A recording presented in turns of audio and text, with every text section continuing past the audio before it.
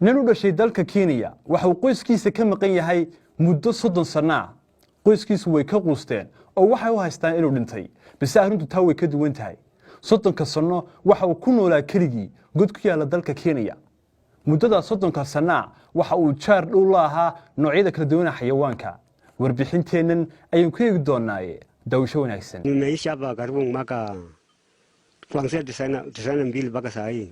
Catherine Tumwa waa ruux daa hadadadiisu waa 17 jir waxa uu hadalhayn badan ka dhaliyay warbaahinta caalamka kadib markii ninkan oo la baadi goobayay in ka badan 30 sano ayaa hadda loo ogaaday in 30 sanaba uu ku noolaa god weyn oo ku yaala dalka Kenya. haddii aanu dib u milicsano halkay ka soo bilaabantay sheekadiisan iyo wixii ku dhaliyay inuu 30 sanaba god ku noolaado. Catherine Tumwa waxa uu sanadkii 1980 la noolaa qoyskiisa oo ku noolaa tuulo yar oo ku taala dalka waxayna deganayeen beer ay leeyihiin oo lagu magacaabo Kabaywo balse muddo kadib xukuumadii xilliga ka talinaysay dalkaasi waxay Catherine Tumwa qoyskiisa ku amreen inay ka guuraan goobta ay degan yihiin oo ay dawladdu ku tilmaamtay goobtaasi inay tahay dhul dawladeed. waxaanay qoysku u guureen Roromwe oo ku taala buraleyda Elgon laakiin markii ay muddo deganayeen ayaa mar labaad lagu amray 18 qoys ay ka mid yihiin inay ka guuraan goobta ay degan yihiin xilligaas oo yahay sanadkii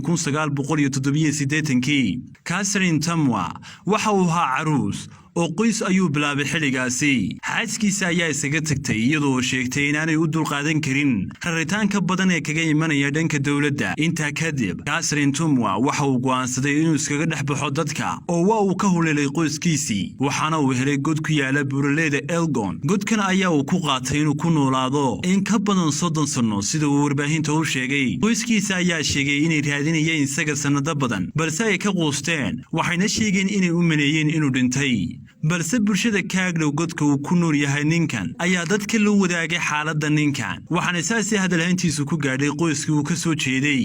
maanan ogeyn inuu nool yahay. xogtiisa waxaanu ka helnay dad kaagdhow godka markii hore maanan rumaysan laakiin waxay ahayd inaanu soo raacno tilmaamta ayaa wuri adeerkii oo lagu magacaabo Francis Sakon. ninkan oo qoyskiisu u yimaadeen ayaa waxay ka codsadeen inay dib ugu celiyaan guriga. Taamo waxa uu sheegay inaanu ku noqon doonin raritaankii iyo qalalaasihii dawladda kaga imanayay waxaana uu kula dardaarmay qoyskiisa inay ku aasaan godka marka uu geeriyoodo isla markaana ay ka warhayaan.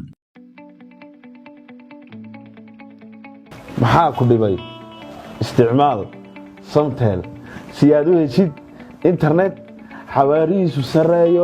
macmiil ma ogtahay inaad ku guulaysan karto abaalmarino ay ka mid yihiin guri dhul iyo hadiyado kale oo qaaliya sida mobaylo, Wi-Fi, geel, ari, dahab, lacag iyo internet bilaasha. haddaba si aad uga mid noqoto 10,000 ee guulayste isticmaal adeegyada shirkadda Somtel sida ku hadal, internet iyo e-dahab. kaga shubo e-dahab xidig 1 eber 1 4 gees. nasiib wanaagsan.